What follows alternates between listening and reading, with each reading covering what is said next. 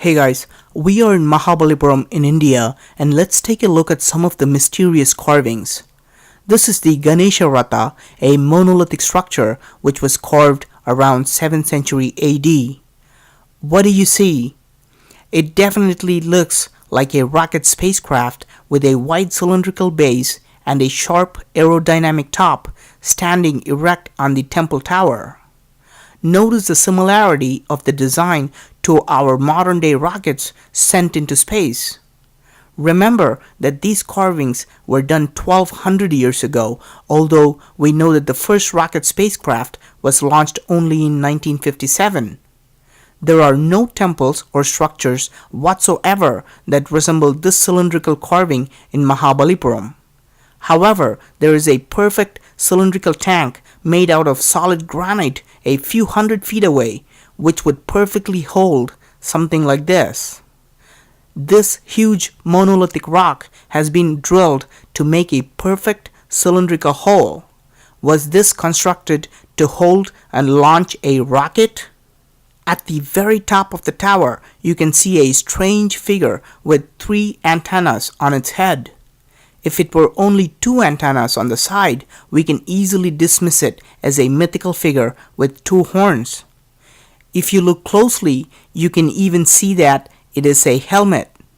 A figure like this is not described anywhere in the Hindu scriptures or in any other Hindu temples. Just to give you an example, this is a carving of a Hindu god, and this is definitely not a Hindu god. It must have been a very important figure because they carved it at the very top. Could this be an extraterrestrial taking off using the rocket spacecraft? Note that there is a similar figure mounted right on top of the rocket spacecraft. If these are not ancient astronauts, what else could it be? But this is a temple carved for the Hindu god Ganesha. That's why it is called Ganesha Ratha. Why put an 8-feet elephant god statue inside the temple if this is all about ancient astronauts, right? Not really. It turns out that the statue of the Hindu god was placed inside the structure less than 50 years ago. No one knows what was originally inside. In fact, the name Ganesha Ratha itself was given shortly after putting in the idol 50 years ago.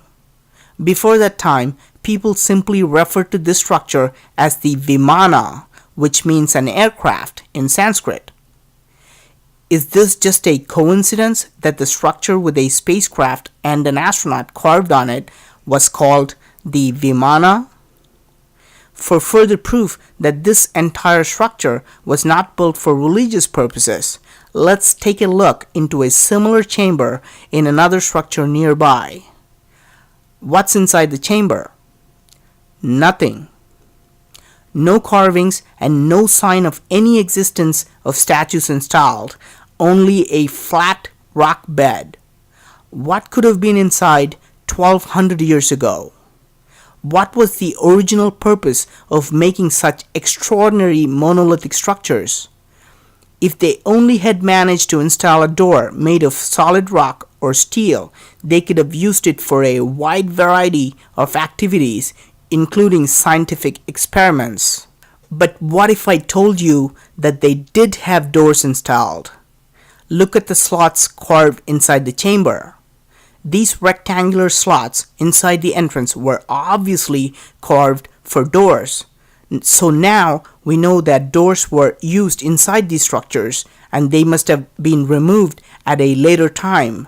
Remember that the entire structure is made of granite, which emits radon, a radioactive gas. Were these structures used for experimenting with radioactive material? This is definitely a possibility, as the thick rock walls would protect and prevent others from getting hurt.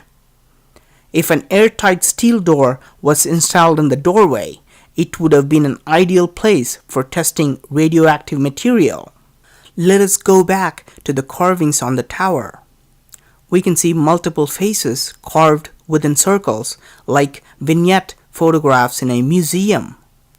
Why are these faces carved on the tower?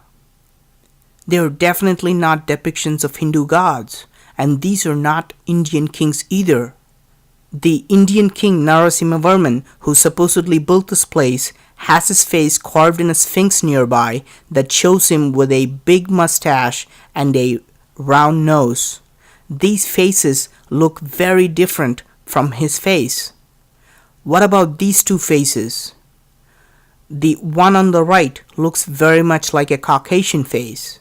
Note how similar it is to a photograph of a European or an American. The one on the left is a side view of a face. It looks distinctly African with a larger nose and bigger lips. How is it possible that different races were carved together 1200 years ago? Was the world connected and did people work together to create this Vimana? Now think about a modern day building where you would find photographs of founders and patrons who helped to build it. Were these carvings done to give credit to the people who helped the ancient astronauts and built spacecrafts? Let's take a look at the entire monolithic structure. We can all agree that the entire Vimana has a very aerodynamic structure. Was it built as a model for an actual flying machine? After all, isn't that what a Vimana means? In fact, archaeologists agree that they do not know the actual purpose of any of the many Vimanas or Rathas in Mahabalipuram. None of these Vimanas have a primary god statue inside them. So, are all these giant monolithic Vimanas models for flying machines? What do you think? Please do let me know your opinion in the comment section. Whether you agree with me or not, your thoughts are very valuable, and please do subscribe for a lot more of mysterious findings. Thank you for watching, and talk to you soon.